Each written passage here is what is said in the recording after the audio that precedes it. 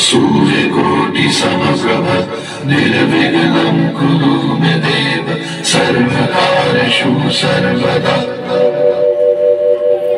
सुस्वागतम सुस्वागतम।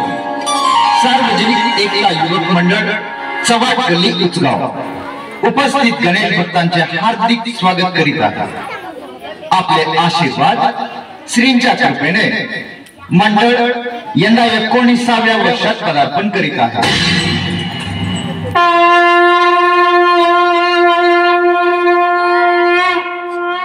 दरवर्षी आम्ही श्रींच्या मूर्ती समोर पौराणिक, धार्मिक, प्रबोधनात्मक व ऐतिहासिक देखावे सादर करीत आलो आहोत।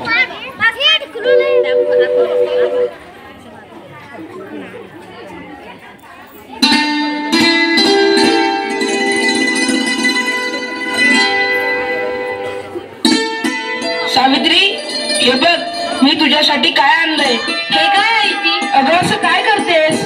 ही पुस्तके आहेत, या पुस्तकांचं वाचन कर। इश्श, आता ह्या वयात कसं वाटेल ते? हे बघ सावित्री, तू मला लग्नाच्या वेळेस वचन दिलं होतंस, आता नाही म्हणू नकोस, हे तुला करावंच लागेल। आजपासून तुझा अभ्यास सुरू। अहो, पण लोक काय म्हणतील? किती बदनामी होईल आपली। लोक तू करतील आपल्यावर। स्त्रिया या घरातल्या कामातच बऱ्या वाटतात, असं बाहेर जाऊन नाही हो। बरं असू द्या, ही पुस्तके राहू द्या बाजूला, मला लय काम आहे ती। अरे बाळा, गप माझी सोन्या, तुला काय हवंय? का रडतेस? अगं बाई, ह्याचं अंग तर लय तापले, हे पण घरी नाहीत, आता मी काय करू? सावित्री, अगं ये सावित्री, किती रडतय तुझं बाळ? काय झालंय त्याला? होय ग पारू, रात्रीपासून लय रडायला लागले बघ। काय ठाऊक काय झालं या? अंग बी लय तापलं या। अगं सावित्री, अगं याचं अंग तर इस्तोळी तापलं या। होय ग पारू, आता मी काय करू? अगं सावित्री, ही तर भूतबाधा आहे, भूतबाधा। काय भूतबाधा? माझ्या लेकराला भूताने झपटलंय? नाही नाही, असं होऊच शकत नाही। होय सावित्री, असं झालंय, याच्या पापण्या बघ कशा लाल झाल्यात। मग आता मी काय करू? हे पण घरी नाहीत। अगं तुझं पोरग लय तापले, आता रडत बसू नकोस, वेळ वाया घालू नकोस। आपल्या गावाबाहेर मांत्रिक बाबा आलेत, लय जालीम उपाय करतात ते, त्यांच्याकडे घेऊन जा त्याला। वाटलं तर मी येते तुझ्या संग। होय होय, चल लवकर, माझं लेकरू लय तापले या। बाबा, ते बघा, एक बाई आपल्या बाळाला घेऊन येत आहे आपल्याकडे। म्हणजे आज आपली कमाई होणार। बाबा, माझ्या बाळाला वाचवा, बाबा माझ्या बाळाला वाचवा, त्याचा अंगी स्तवासारखं तापले। बाबा काहीतरी करा, बाबा काहीतरी करा। तुझ्या बाळाला भूतबाधा झाली या। कसली भूतबाधा बाबा? बाई, तुझ्या बाळाला विहिरीतल्या भूताने झपटलंय। काय? विहिरीतल्या भूताने? मग काहीतरी उपाय सुचवा बाबा, मी माझ्या बाळासाठी काय पण करीन। बाई, तू काळजी करू नकोस, बाबांवर विश्वास ठेव, सगळं काही चांगलं होईल। थोडा धीर धर। कसा धीर धरू बाबा, कसा धीर धरू?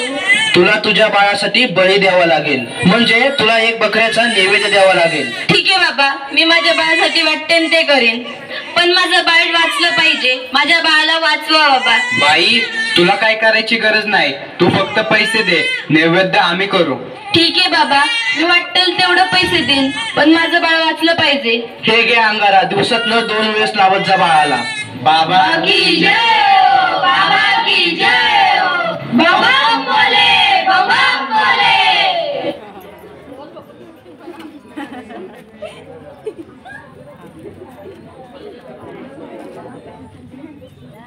अगं बाई, ह्याचा अजून कसं काही ताप कमी नाही झाला? काल बाबाकडे जाऊन पण काय बी फरक पडला नाही। अगं किती रडताय तो? तुला किती वेळा सांगितलंय त्याला दवाखान्यात घेऊन जा म्हणून, पण तू काय माझं ऐकू नकोस। अहो ऐका ना, चिडू नका, जरा बघा ना हातात घेऊन, याचा ताप कायच कमी नाही झाला। जरा बघा ना याला काय झालंय ते। त्यावेळी तुला किती वेळा सांगितलं की घरात प्रसूती करू नकोस म्हणून। अशा वेळी एका आईचं आणि बाळाचं दवाखान्यात असणं किती महत्वाचं असतं, माहित आहे का तुला? अहो, पण पुरुषाच्या हातून प्रसूती करताना लाज वाटते, कसं वाटतं ते? त्यावेळेस दवाखान्यात कुठल्या महिला डॉक्टर पण नव्हत्या, मी कशी करणार होते प्रसूती? अगं याचं अंतर तव्यासारखं तापलंय, अशी कशी गाफील असतेस तू? अहो मग काहीतरी करा ना। दादा, लवकर जाऊन वैद्यांना बोलव। हे काय करतेस तू? मी याला देवाचा अंगारा लावते। नाहीये. बस कर सावित्री, हा सर्व अंधविश्वास असतो. अहो जरा विश्वास ठेवा. हे बघा याचा ताप कमी होतोय, कपाळ पण अगदी थंड पडलंय या. बघा ना जरा. उठ ना बाळा, उठ, डोळे उघड. हे बघ तुझी मम्मी तुला बोलवतीये. उठ ना पिल्लू, आई तुला आवाज देते. उठ ना बाळा. काय झालं? अहो याला काय झालं? हा उठत का नाहीये आणि डोळे पण उघडत नाहीये. ए बाळा उठ ना. काय झालं? अहो काय झालं याला? हा सास गप्प गप्प काय? ए उठ ना बाळा, काय झालं तुला? अहो बघा ना जरा. सावित्री, नाही, माझं बाळ. देव इतका निष्ठुर कसा असू शकतो? देवाने माझं बाळ माझ्यापासून हिरावून घेतलं. बंद करे गावंडळ सरकारनं. सावित्री, अगं सावित्री, काय झालं? का रडतेस? देवाने माझं बाळ माझ्यापासून हिरावून घेतलं. असं कसं झालं? देव इतका निष्ठुर कसा असू शकतो?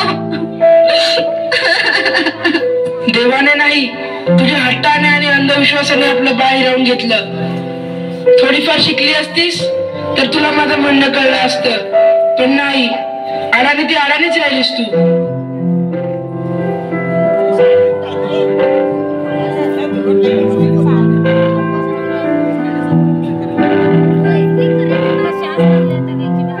आता मी अडाणी नाही राहणार.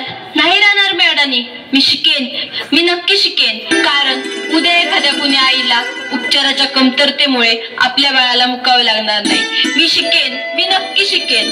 शाबास सावित्री, शाबास. मला तुझ्याकडून हीच अपेक्षा होती.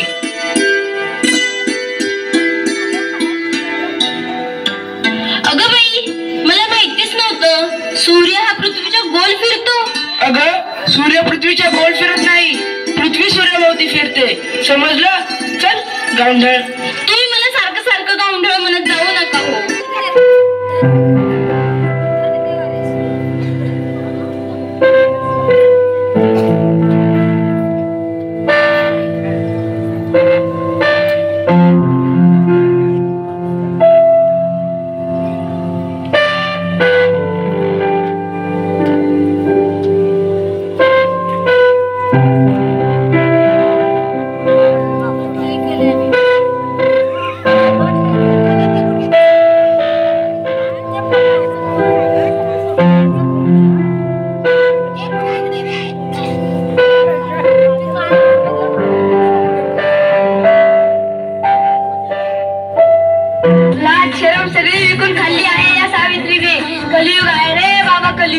उद्या डोक्यावर मिऱ्या वाटेल तेव्हा कळली अस्मतरावांना. असं कोणी आपल्या बायकोला शिकवतं का? सगळं जग नष्ट होईल. काय झालं? या समाजाला घाबरलीस की काय?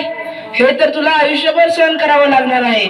नाही, मला आता कोणी काही म्हणू दे, मी आता मागे हटणार नाही. मी शिकेन, मी नक्की शिकेन. मग चल माझ्या बरोबर.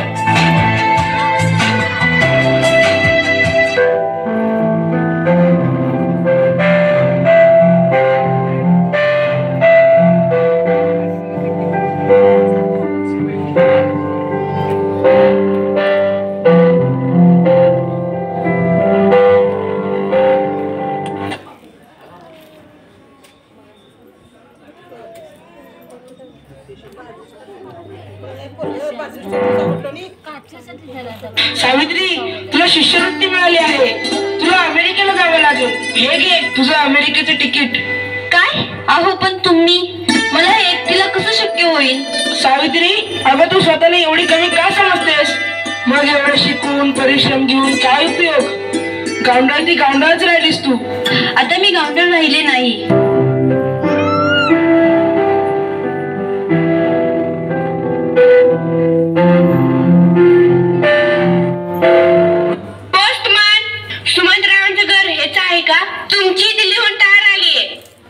सावित्री, तुला दिल्लीवरून तार आलीये. तुला दिल्लीला जावं लागेल. तुला दिल्लीला पुरस्कारासाठी बोलावलंय. तुझा सत्कार होणार आहे. काय? आज हे फक्त तुमच्यामुळे शक्य झालं, नाहीतर मी एकटी काहीच करू शकले नसते.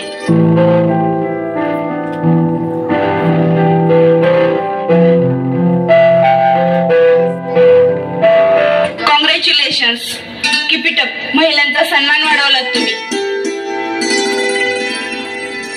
आज माझ्या हातात ही डॉक्टरकीची पदवी नसून उद्याच्या त्या सोनेरी क्षणाची चावी आहे, ज्याच्यावर आजपर्यंत फक्त अंधविश्वास व नकारवक्तेचे कुलूप लागले होते. माझ्या देशात अशा अनेक महिला आहेत ज्यांची स्वप्न चुलीच्या धुरात हरवून गेली आहेत. मला असं वाटतं ही स्वप्नांची पतंग खुल्या आकाशात उडावी आणि प्रत्येक घरात सुमंत्राव असावे, कारण हे या पतंगाच्या दोऱ्याला कधीच कापू देऊ नये. हे करणं खूप अवघड तर आहेच, पण अशक्यही नाही. सावित्री, चुकलं माझं, मला माफ कर. मी तुला नाही नाही ते बोलले.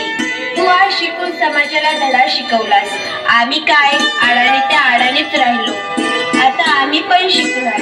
खरं सावित्री, चुकलं आमचं, माफ करा मला.